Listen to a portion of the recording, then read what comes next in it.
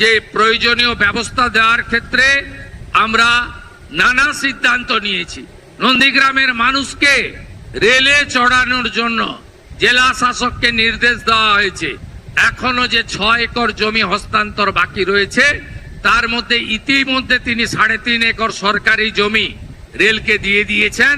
বাকি 2.5 একর জমি পারচেজ করে রেলকে দিয়ে দিলে আগামী মার্চ মাসের মধ্যে আমি আশা করি, বা আগামী কয়েক মাসের মধ্যে আপনাদেরকে আমি রেলে চড়াতে পারবো, এই বিশ্বাস আমার আছে। সাথে সাথে হলদিয়া নন্দীগ্রাম সেতু নির্মাণ, এটি আমাদের বড় কর্মসূচি। ফোল্ডার সেতু আমরা করব, যাতে জাহাজ চলাচলে কোনো অসুবিধা না হয়।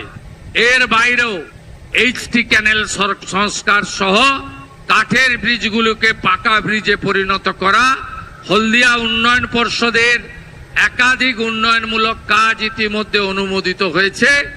আমরা আপনাদেরকে যে আশা স্বপ্ন নিয়ে এই সরকারকে আপনারা এনেছেন, আমাকে জিতিয়েছেন, আমি সেই স্বপ্ন আপনাদের পূরণ করব। বিগত দিনে সাংসদ বিধায়ক হিসেবে যে পরিষেবা আপনাদের বন্ধু শুভেন্দু তার কাছ থেকে পেতেন, বিধায়ক যেই থাকুন, যেই সাংসদ থাকুন না কেন, আমি নন্দীগ্রামের ক্ষেত্রে অঙ্গীকারবদ্ধ। আপনারা যে সংগ্রাম করেছেন এবং 21-এর নির্বাচনে রাজ্যের ঘোষিত মুখ্যমন্ত্রীকে পরাস্ত করে আমাকে আপনারা জিতিয়েছেন।